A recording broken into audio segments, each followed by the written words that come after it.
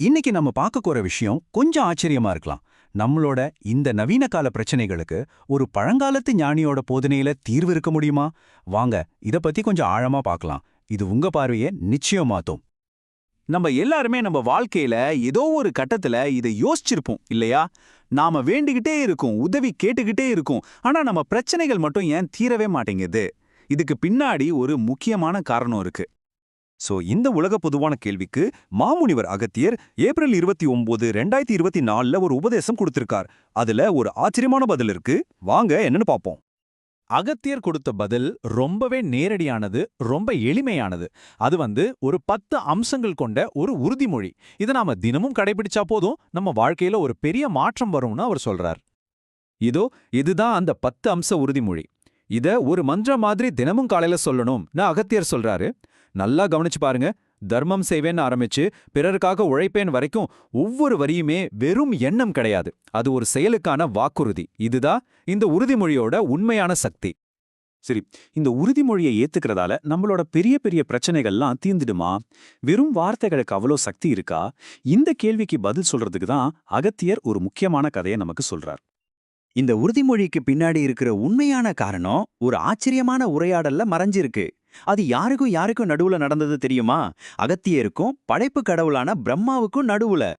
பக்தர்கள் அவங்க பிரச்சனைகளை தீர்க்க சொல்லும்போது அகத்தியருக்கே ஒரு தர்ம சங்கடமான நிலைமை வருது. ஒருத்தரோட விதியை மாத்தி எழுதணும்னா அவர்கிட்ட ஏதாவது ஒரு அடிப்படை இருக்கணும்னு அவர் சொல்றாரு. இங்கதான் விஷயமே ஆழமாகுது. அகத்தியரே நேரடியா என்ன சொல்றாரு பாருங்க. நீங்க செஞ்ச சின்ன சின்ன புண்ணியங்களாவது இருந்தாதான் அதை வச்சுதான் பிரம்மா கிட்ட உங்களுக்காக பேச முடியும்.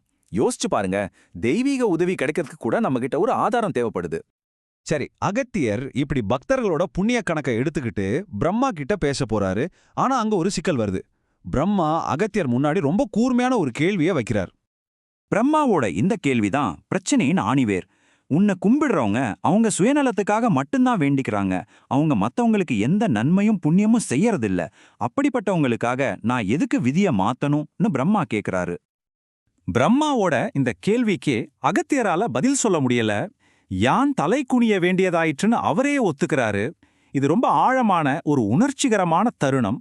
நமக்காக பரிந்து பேச போன ஒரு ஞானியே நம்ம செயல்களால தலைகுனிய வேண்டிய நிலைமை வருது. ஆக இந்த முழு உரையாடலோட மையமே புண்ணியம்ங்கிற வார்த்தை தான். அப்போ புண்ணியம்னா என்ன? அதோட உண்மையான மதிப்பு என்ன? இதை நாம சரியா புரிஞ்சுக்கணும். ரொம்ப சிம்பிளா சொல்லணும்னா, புண்ணியம்ங்கிறது ஒரு ஆன்மீக வரவு. இதை ஒரு பேங்க் அக்கவுண்ட் மாதிரி யோசிச்சுக்கோங்க. நம்ம செய்யற ஒவ்வொரு நல்ல செயலும், சொல்ற ஒவ்வொரு நல்ல வார்த்தையும் இந்த அக்கவுண்ட்ல வரவு வைக்கப்படுது. அது நமக்காக சேமிக்கப்படுது.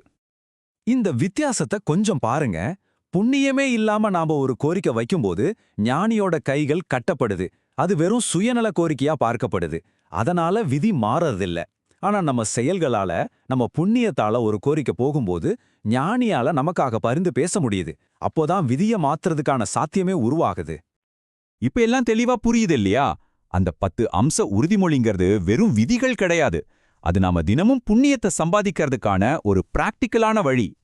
ஒவ்வொரு நாளும் அந்த உறுதிமொழிப்படி வாழ முயற்சி செய்யும்போது நம்ம ஆன்மீக கணக்குல வரவு சேருது. அந்த வரவுதான் நமக்கு தேவைப்படும் போது நமக்காக பேசுது. கடைசியா இந்த உபதேசம் நம்மள ஒரு ஆழமான கேள்விக்குள்ள தள்ளுது.